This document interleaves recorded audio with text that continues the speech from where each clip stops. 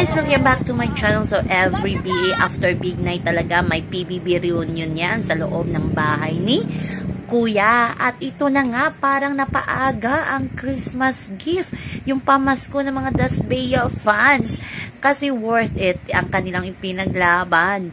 Magkasama si Dustin at si Bianca pumunta ng PBB house. Saan nakasakay si Bianca? Siyempre, sa sasakyan ni Dustin. Si Dustin ang kanyang driver. Siguro nakasunod lamang ang sasakyan ni Bianca sa likod nila. At grabe ang tiwala ng mga magulang ni Bianca kay Dustin. Mula pa uwi at ang papunta talaga si Dustin ang kasama ni Bianca. Nakita nyo naman siguro sa mga videos na nagtitrending ngayon kung gaano kasaya ang mga heart ng Dasbaya fans kahit nag-post itong si Will Ashley ng TikTok nilang dalawa ni Bianca ay ayan na nga, panatag ng panatag ang mga Dasbaya fans. Kasi ang cute na lang, parang magjowa na talaga ang dalawa, ayaw lang aminin.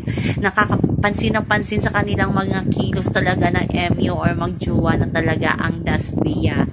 Grabe yung tiwala ni na Mami Aiden at ni Daddy Moon kay Dustin na ipagkatiwala nila na si Bianca doon sumakay sa kay Dustin na sasakyan. As in, butong-buto na talaga ang mga parents ni Bianca kay Dustin kasi talagang hindi talaga ikinahiya, ipinaglaban talaga ni Dustin si Bianca sa madlang people, diba?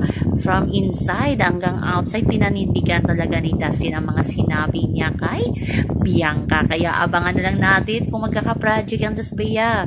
Deadman na sa mga bashers kasi outside talaga real na talaga ang Dasbaya. So abangan na lang natin, pero lahat sila ay magkakaibigan. Ang saya-saya ng kanilang reunion, yung talagang laging ginagawa ng mga ex-PBB housemate, yung tumalon sa swimming pool, diba? Ayan, tumalon silang lahat at nakakasaya tingnan na magkakaibigan silang lahat. Walang issue. Ang mga fans lang ang may mga issue sa isa't isa. So yun naman po guys ang ating update sa ngayon hanggang sa muli. Bye-bye.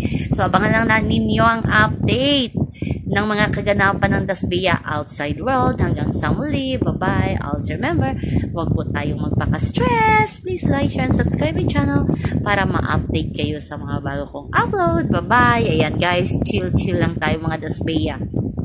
Team panatag daw ang Dasbaya fans. Bye-bye.